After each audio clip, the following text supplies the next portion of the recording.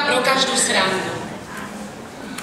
A keď som byla mladá, jak buchli na bubeň, už som měla se svojím starým solom. Rada som chodila na zábavy. Ale dnes už sa mi aj nesce a aj nemôžem. Ale keď zas niekedy môžem, tak sa se svojím starým na nejakú tú muziku vyberem. Teraz býva u nás suseda a vypravia, že či by sme nesceli na taký parádny bál, že tam bude hrať dobrá muzika a oni by aj išli, aby sme sa spolu zabavili. Co ja vím, nebyla som hned hotová ísť. Keby som byla mladá, tak povím, nemám co na sebe. Ale dnes, co ja potrebujem? Co si ja už navymýšľam? Mám také pekné, modré, trimplenové šaty, v ktorých mňa už dávno nikto nevidel. A kedy aj videli, ufam, že nejsú medzi nama. Starý si oblekel Ancu, co má nachystaný do trúby, že ho aspoň preluftuje. Víte, v lete sme mieli mole.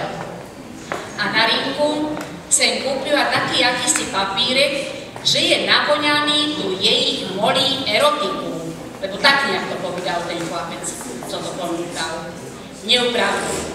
Bylo ich tam nalepených ale 20. Ale sočer nescel nejakým nedopatrením sa ten papírek zešmekel a prilepil sa na to jeho černé sako. Tak som ho musela pucovať. Ja som pucovala sako a starý za svoje a aj moje stremice.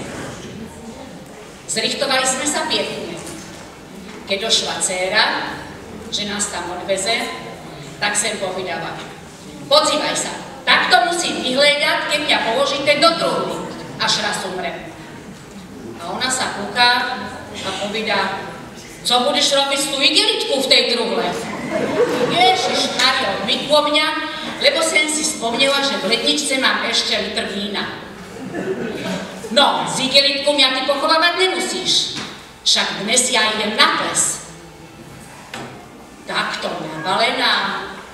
Však tam určite bude nejaký bufet alebo bar, kde si môžeš niečo kúpiť, povedala prekvapením. No áno, kúpiť si môžem, za peníze aj v Praze dom. Ale tam bude aj obyčajná soda, ufám, stať hromadu peniaz. A ty nezapomeň, že my žijeme jenom z dôchodku. Ty sa o to vôbec nestaraj, jenom nás tam odvez a potom na nás nezapomeň. Tak sme sa tam šťastlivo dostali, ale už je dobre. Ona udieva, v šatni sme si zložili kabáty a tá šatňárka, že aj tú igelitku, aby sme tam nechali. Konziste. Ja to sem vlečem na to, aby som to potom hladná a smiatná zazvlekla na spadky dom. Nic. Do sále ideme aj z igelitku. Společnosť tam bude vybíraná. Paničky vyoblékané, samé zlato, niektoré samý štrás, všelijakýma korališama byli obviešané a za nima cupitali tie ich polovičky a každý miel igelitku. A jeden tam miel až dvie. Jak tam tak stojíme, tak naraz sa tá fronta prestala hýbať. Co sa to deje? Však snad to není už plné. Pane Bože, však lístky máme na sedzení a ne na stácii. Víš ty, co starý? Ty tu ostaň stáť, nech nás nikto neubiehne. A ja sa idem podzývať, co sa tam stalo. Aj sem videla. Nepúšťali s týma kabelama. A jedna panička, no musela byť z miesta. Lebo byla oblečená v takém jakémsi alobali, lebo co to miela na sebe. Tá tam robila taký cirkus, ľudia moji, že ona celý deň pekla maso a nač na to, aby ho vyhodzila, alebo potajomky žrala niekde na hajzli.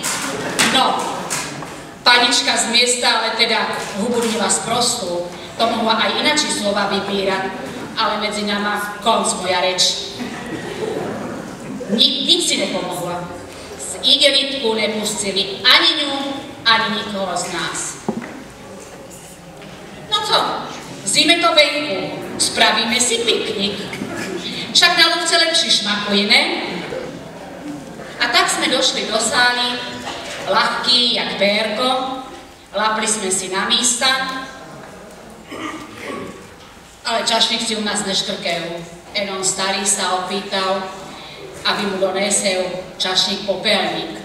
A ten mu povedal, fajči sa venku. No dobre, aj tak. Aspoň mi tu nebude smradiť starý jeden z močku.